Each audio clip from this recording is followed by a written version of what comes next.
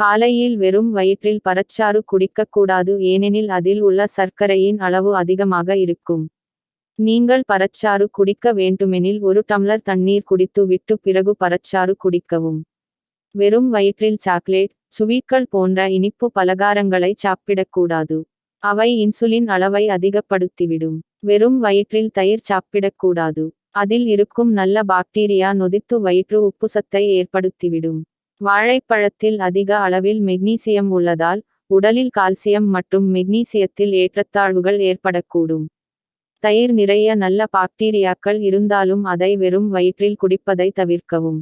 ஏனெனில் இந்த நல்ல பாக்டீரியாக்கள் வயிற்று படலத்துடன் சேர்ந்து வயிற்றில் உப்புசத்தை ஏற்படுத்திவிடும். காரமான உணவுகளை காலை வேளையில் உட்கொண்டால் அவை வயிற்றில் உள்ள அமிலத்துடன் சேர்ந்து வயிற்று வலியை ஏற்படுத்திவிடும். காலையில் வெறும் வயிற்றில் காபி டீ குடிப்பதற்கு பதிலாக 1 டம்ளர் தண்ணீர் குடித்துவிட்டு குடித்தால் வயிறு சம்பந்தமான பிரச்சனைகளை தவிர்க்கலாம். இதில் உள்ள டானின் மற்றும் பெக்டின் குடல் வாலைத் தூண்டு அதிகப்படியான செரிமான அமிலத்தை சுரக்கச் செய்து நெஞ்செரிச்சலை ஏற்படுத்தும்.